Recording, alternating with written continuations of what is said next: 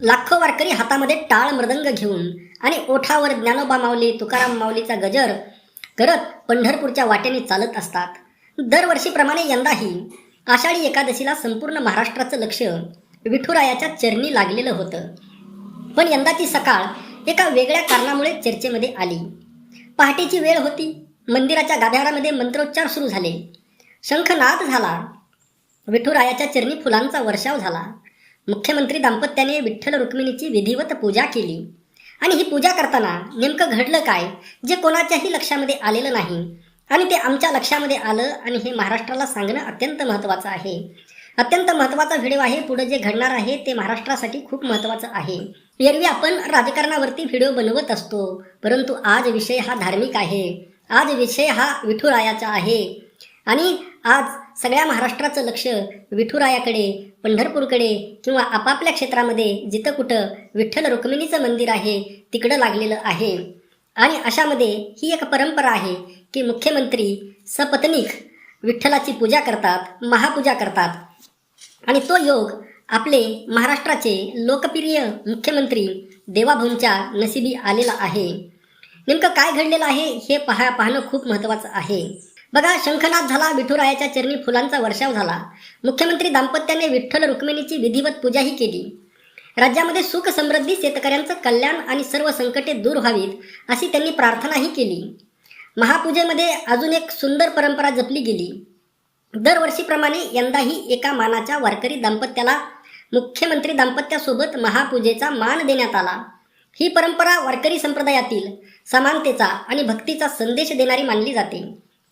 पंढरपूरची ही वारी ही फक्त काही यात्रा नाही, ती महाराष्ट्राच्या आत्म्याचा उत्सव आहे.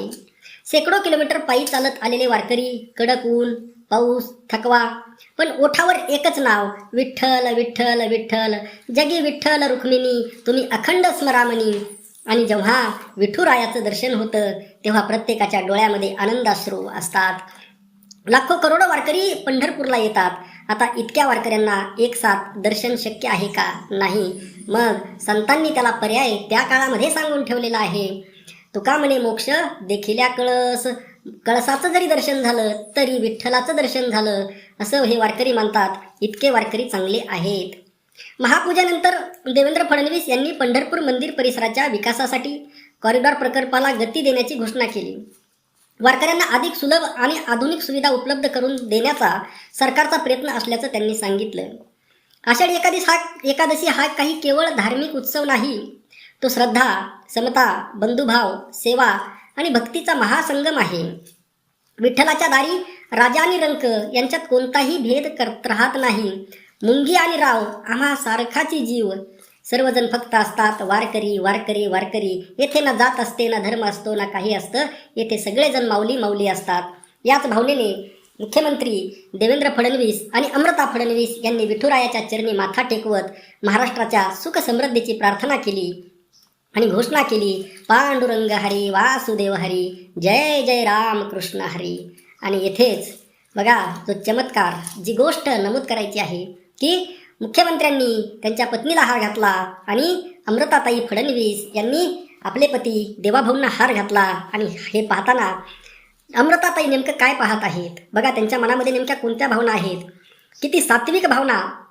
येथे नमूद करण्याची गोष्ट म्हणजे विठुरायाच्या दारात आल्यानंतर, रुक्मिणी मातेच्या दारात आल्यानंतर ते वातावरण बघा. जे लोक म्हणतात ना देव नाही वगैरे, त्या लोकांना सांगणं आहे इथं विठुरायाच्या दारामध्ये आल्यानंतर कशा पद्धतीचे एक वातावरण निर्माण होतं, कशा पद्धतीचे सात्विक भाव निर्माण होतात.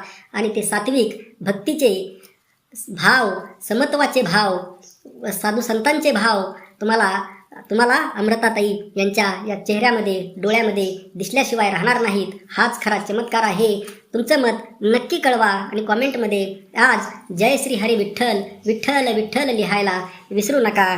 जय महाराष्ट्र.